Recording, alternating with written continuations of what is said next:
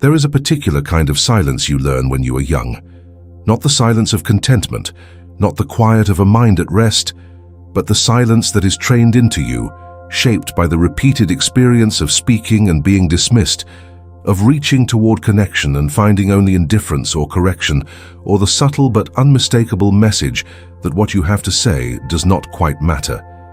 You learn to read rooms before you could name what you were doing. You learn to wait, to measure, to hold back the sentence that was already forming in your throat because something in the air told you it would not land well. And now, years later, perhaps decades later, you carry that silence with you into rooms where no one is stopping you from speaking at all. You carry it into relationships where you are welcome, into conversations where your voice would genuinely be received. And still you hesitate, still you calculate, still you wonder, in that quiet and persistent way, whether what you have to say is worth the space it would take up. What I want to explore with you today is not how to overcome that silence, not how to push past it or heal from it in the way that phrase is usually meant. What I want to do is something that might surprise you. I want to show you what that silence made you. Not what it took from you, though it took things, but what it quietly, almost secretly, built inside you. Because those who were silenced in youth did not simply lose something. They developed capacities that the loudest people in every room will never possess. And understanding what those capacities are, genuinely understanding them, rather than receiving them as flattery, may change how you see yourself entirely. To understand what silence actually builds, we have to first understand what silence actually is. And here, the philosopher Hannah Arendt offers us something remarkable. Arendt spent her life examining the conditions under which human beings think, and one of her central observations was that thought and speech exist in a particular kind of tension. The public world, she argued, is the world of speech, of action, of appearing before others and being seen. But there is another realm entirely, the inner life, the vita contemplativa, the life of contemplation that runs alongside and sometimes beneath the active life. Most people, Arendt noticed, move so continuously between speaking and acting that they never truly inhabit this inner life. They are always already in the middle of something, always directed outward. The person who is silenced, who learns early that the outward direction is unreliable or even dangerous, is pushed involuntarily into that other realm. They become, by necessity, thinkers. Not because they are more naturally inclined toward it, but because the exterior world closed a door, and the interior world was what remained. This is not a comfortable truth to sit with. The idea that your suffering served a purpose, that what was done to you produced something valuable, can feel like a way of minimizing what happened. It is not. What happened to you, the silencing, the dismissal, the experience of not being heard when you needed most to be heard, was a genuine harm. It shaped you in ways that cost you. The anxiety before speaking, the exhaustion of always editing yourself, the grief of not being known. None of that was worth it, and none of what I'm about to tell you erases it. But alongside those costs, something else was happening. Something that cannot be undone, something that is now irreversibly yours. And perhaps one of the most honest and useful things you can do with your own story is to see all of it clearly, including the parts that are genuinely, surprisingly valuable. The first of these rare capacities is the ability to observe with extraordinary precision. When you cannot safely speak, you watch. You watch faces. You track the small movements of expression that signal a shift in someone's mood before they are even aware of it themselves. You learn to read subtext, to hear what is not being said, to feel the emotional temperature of a space the moment you enter it. This is not a talent you were born with. It is a skill that was honed by necessity, refined over years of needing to know what the room required before you risked opening your mouth. The child who grows up in a household where speech is reliably welcomed and received does not need to develop this capacity. They can afford to be less attentive because the cost of misreading is low. For you, the cost was higher, and so the attention became deeper. What this means for you now, as an adult, is that you see things others routinely miss.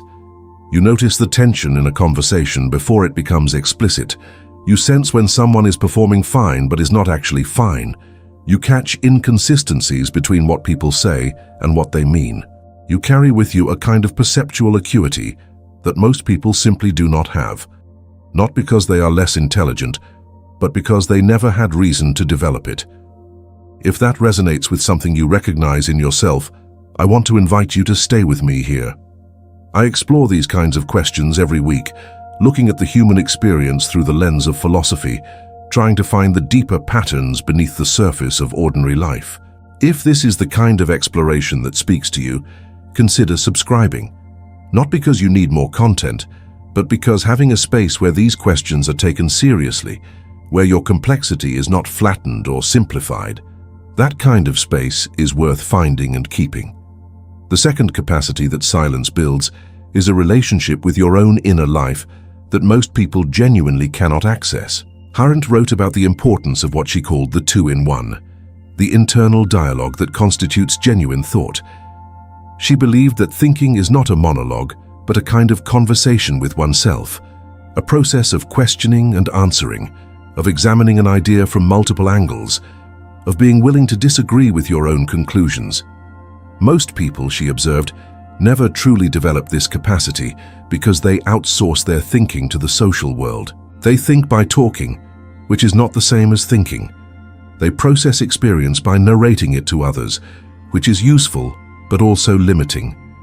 You, because you were denied easy access to that social processing, learn to do something harder. You learn to sit with your own experience, to turn it over in private, to understand it from inside rather than requiring an audience for the understanding to happen.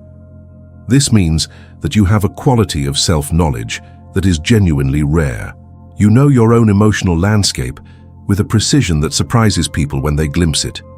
You have considered questions about yourself, your motives, your patterns, your contradictions that most people have never had occasion to ask, not because you are more interested in yourself, but because you have been your own most consistent companion, and in that companionship, you have learned something real.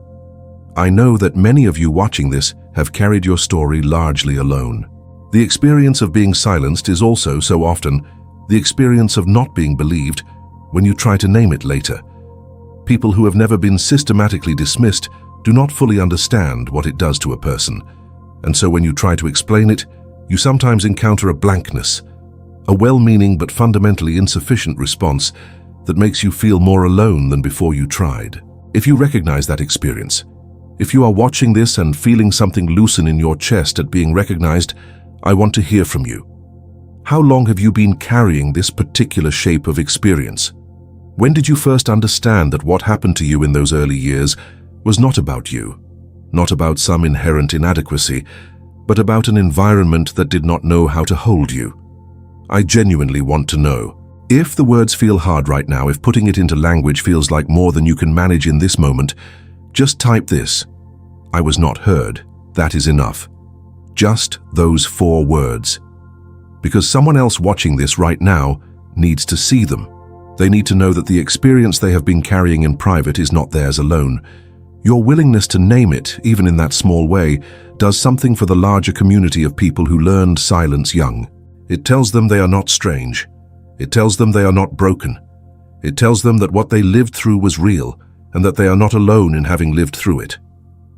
The third capacity that silence builds is a tolerance for ambiguity that most people find genuinely uncomfortable. When you grow up in an environment where your speech is received inconsistently, where sometimes you are heard and sometimes you are not, where the rules seem to shift in ways you cannot fully predict, you develop a particular kind of resilience in the face of uncertainty. You learn to function without the constant reassurance that you are on solid ground. You become, in a very real sense, more comfortable with not knowing than people who grew up in more predictable environments. This might not feel like a strength. It might feel like anxiety, like a hypervigilance that never fully turns off, like a restlessness that makes it hard to settle even when the circumstances genuinely warrant settling. And those are real costs of the same underlying pattern. But look at what that pattern also gives you. In a world where certainty is increasingly rare, where the answers to most meaningful questions cannot be definitively resolved, where the most important decisions we face are always made under conditions of incomplete information, the person who can tolerate ambiguity without collapsing into it has an enormous advantage. You do not need the question to be closed before you can act. You do not need the situation to be fully understood before you can move. You can hold open questions without being paralyzed by them, and this is not a small thing. It is one of the most practically useful capacities a human being can possess. Arendt understood this in her own way when she wrote about the unpredictability of action.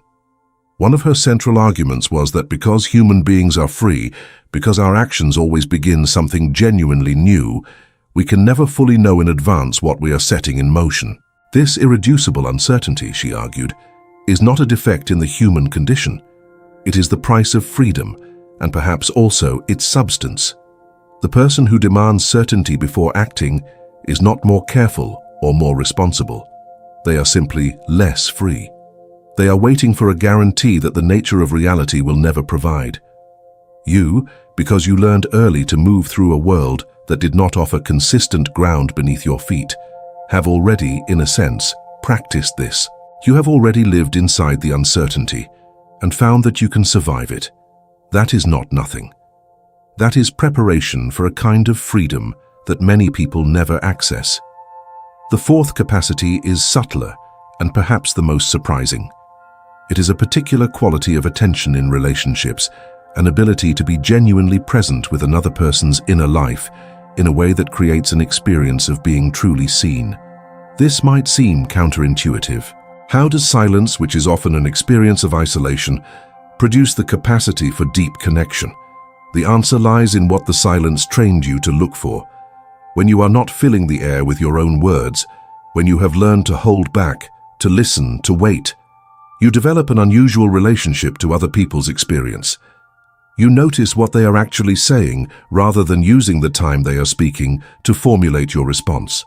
You catch the hesitation in their voice, the unfinished thought, the thing they almost said and then pulled back from. You know what it feels like to have something inside you that no one is making space for, and so you are, almost instinctively, someone who makes space. People sense this without being able to name it. They experience your attention as unusual, as something other than the ordinary social exchange they are used to. They say things to you they do not usually say. They find themselves going deeper than they intended. And they often do not know why, but you do. You know because you spent years wishing someone would listen the way you are listening now. This is not a compensation. Please do not hear it that way. It is not that your wound helpfully transformed into a gift, as if suffering always has a silver lining, and you should feel grateful for having been silenced. What it is more precisely is this.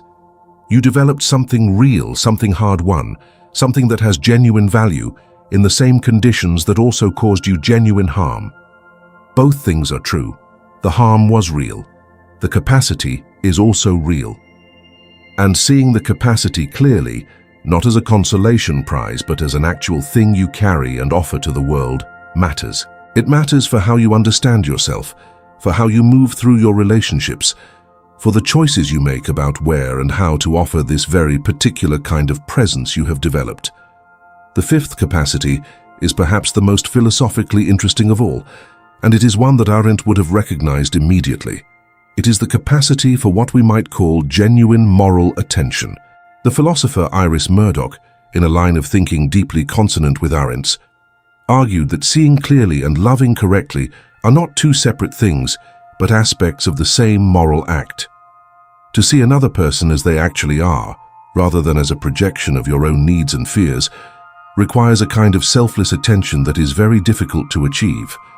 It requires the ability to quiet the noise of your own interior in order to make room for the reality of someone else. Most people, she argued, are so preoccupied with managing their own anxiety and protecting their own image of themselves that they cannot truly attend to the world outside them. They are always, in a sense, adjusting the landscape to suit the needs of their ego rather than receiving it as it actually is. You, because you learned early to be quiet, because you practiced something very close to this kind of selfless attention without knowing that was what you were doing, have a head start on moral perception that most people never get. You are more likely to notice when someone is actually struggling beneath a composed surface. You are more likely to question your initial interpretation of a situation and ask whether you are seeing it clearly or seeing it through the lens of your own history.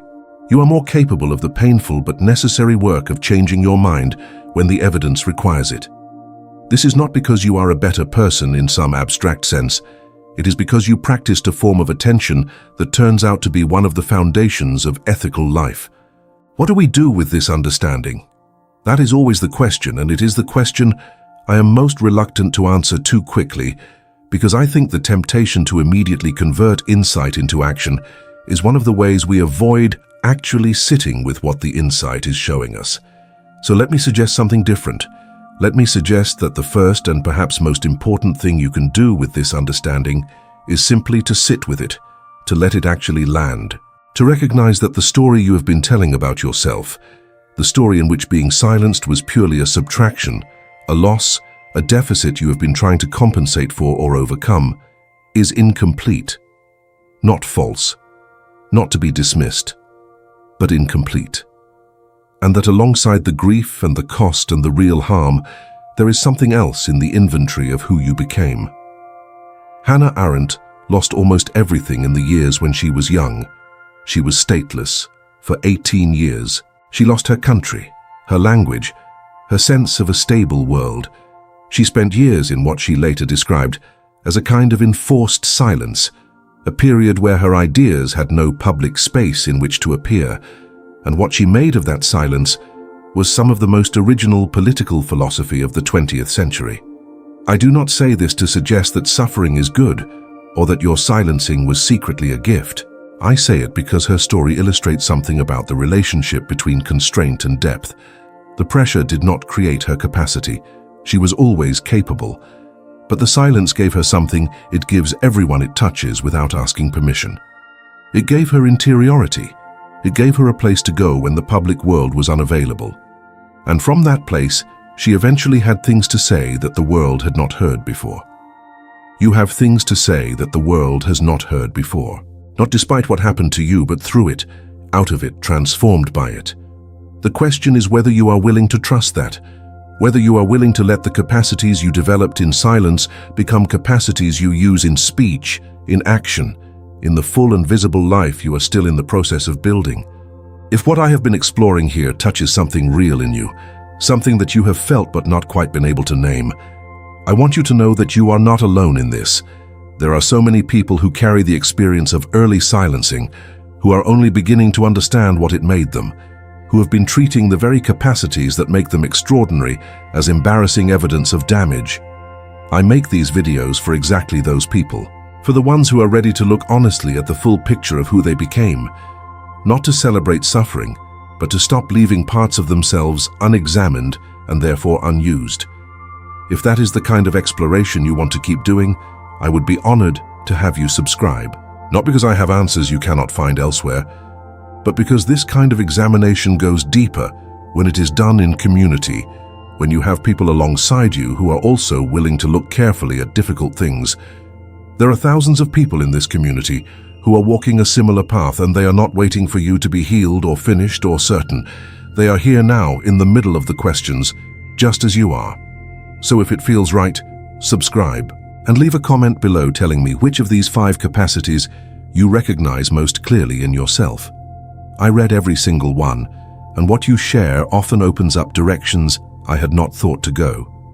There is a particular moment that I think many of you know. It comes sometimes in a conversation, when you have said something true and the other person pauses, and their face shifts in a way that tells you they understood completely what you meant, not just the surface meaning, but the thing beneath it. And in that moment, something happens that is very hard to describe. It is not simply the pleasure of being understood, though that is part of it. It is something more like a recognition that the long practice of silence was not entirely a loss. That all those years of watching and listening and holding back and attending to the texture of other people's experience built something in you that could produce this moment of contact, this particular quality of being met. You might have thought that moment came from luck, or from finding the right person, or from finally saying the right words, but it came from you, from what you developed in the quiet, from the depth that absence made possible. That depth is real. It is yours, and it is only beginning to show what it can do.